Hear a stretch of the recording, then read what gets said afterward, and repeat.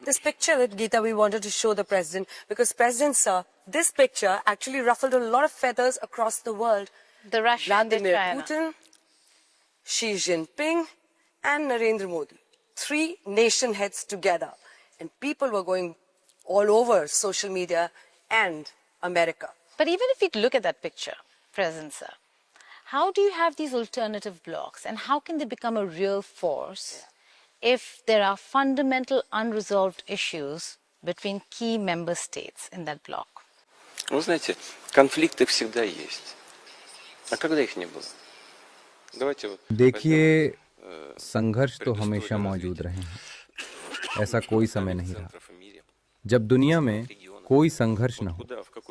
आप दुनिया के बड़े क्षेत्रों और बड़े शक्ति केंद्रों का इतिहास उठाकर देख लीजिए। हर दौर में सवाल थे, विवाद थे, टकराव थे।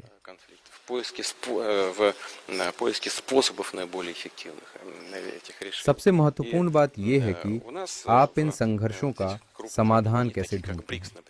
इन चुनौतियों से निपटने का सबसे असरदार तरीका क्या है, ये कैसे तय किया जाता है। Что нас объединяют действительно ценности, связанные с нашими традиционными. अब ब्रिक्स और शंघाई सहयोग संगठन जैसे बड़े समूहों को ही ले लीजिए। इन संगठनों के भीतर हमारे बीच एक साझा समझ है कि हमें साथ क्या लाता है, और वो हैं हमारे मूल्य, हमारी पारंपरिक मूल्य व्यवस्था, जिनके आधार पर हमारी सभ्यताएं अगर हजारों नहीं तो सैकड़ों सालों से टिकी हुई हैं।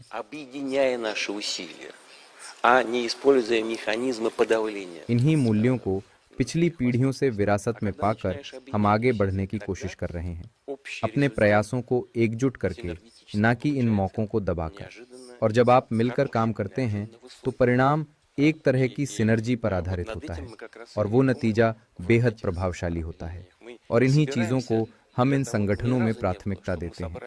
कभी एक भी बार ऐसा नहीं हुआ कि हम इकट्ठे हुए हों किसी को धोखा देने के लिए या किसी के विकास को रोकने के लिए। हमारा एजेंडा हमेशा सकारात्मक रहा है।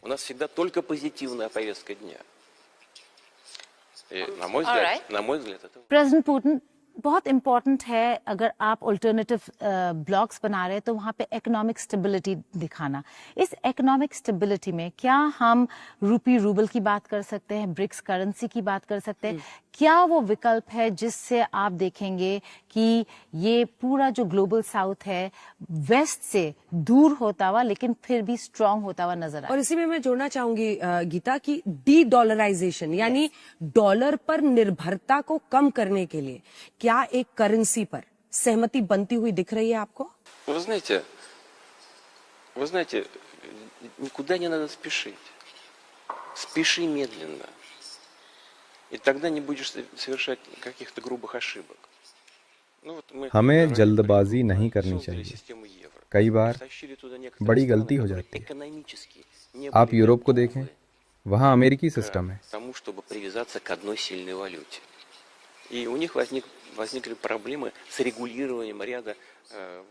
कई देश ऐसे हैं जिनका आर्थिक तंत्र एकल मुद्रा व्यवस्था के लिए तैयार नहीं है। तो समस्या यही है, हम इसे दुरुस्त कर रहे हैं।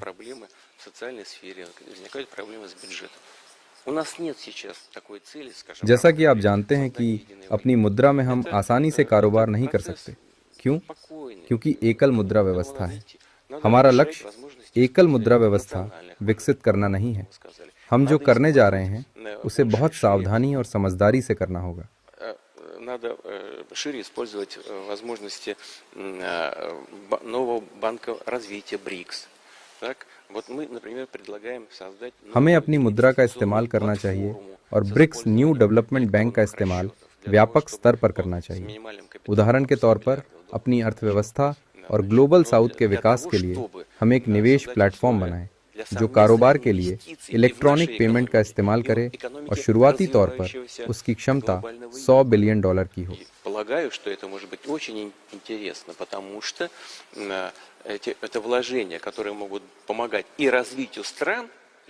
मैं ये मानकर चल रहा हूँ कि ये बहुत शानदार होने वाला है। इससे जो लाभार्थी देश होंगे उनका तो भला होगा ही, इसमें हमारा भी लाभ है। हम सस्ते दामों में उच्च गुणवत्ता के सामान बना सकते हैं इससे ग्लोबल साउथ के देशों का विकास होगा, हमारा लाभ भी होगा। Юга и нашему развитию. И инструментов таких расчетов может быть все больше и больше. Ну, современные средства कोलैबोरेशन और हाँ, आज के समय में इलेक्ट्रॉनिक पेमेंट सिस्टम का तेजी से विकास हो रहा है और ये किसी को खत्म करने के लिए नहीं हो रहा है। सबको तालमेल के साथ काम करना होगा। Совсем нет. Это просто совершенствование тех инструментов, которые и так в мире существуют. Вот и все. Они же есть. Before we move on to What the is the other roadblock? What is the roadblock in the rupee-ruble payment here then? Здесь нет препятствий. Это вопросы экономического характера. Мы прекрасно понимаем и отдаем себе отчет в том, что у нас есть определенный дисбаланс в торговле. Но, скажем, इसमें कोई बाधा नहीं है। правительство ये अर्थव्यवस्था का मामला है और मैं इस बात को समझता हूँ कि हमारे बीच असंतुलित कारोबार है। И в нефти, и в нефтепродуктах. Правительство Индии нуждается в расширении, в увеличении приобретений. उदाहरण के तौर पर भारत ने हमारे बीच कोई रुकावट पैदा नहीं की क्योंकि उन्हें तेल और तेल से निर्मित सामान चाहिए। भारत सरकार को अपने किसानों के लिए रूस में बने उर्वरक चाहिए। Здесь дело в другом. Дело в том, что дело не в рупиях, а дело в том, что на эти рупии могут закупать. पीएम मोदी हमेशा इस मुद्दे को मेरे सामने उठाते हैं और ये रुपए में पेमेंट का मामला नहीं है। मैं हमेशा कहता हूं कि इस असंतुलन को दुरुस्त करना है, प्रतिबंधित नहीं। हमारे कारोबार से दोनों देशों को फायदा हो, किसी एक को नहीं। Таких сфер деятельности, которые были бы выгодны и Индии, и нам. И вот по нашей инициативе мы сейчас भारत दौरे पर हमारा प्रयास है कि हम पहल करें जिसमें भारत और रूस के आयात और निर्यात की प्रदर्शनी लगे। मैंने अपने अफसरों को आदेश दिया है कि भारत से हम जो सामान खरीदते हैं उसमें और क्या जोड़ सकते हैं, इस पर काम करें। Это, скажу вам честно, это мое прямое указание было правительству Российской Федерации продумать, что мы дополнительно могли бы закупать в Индии. Мы думаем над этим, причем с обеих сторон, в том числе и со стороны России.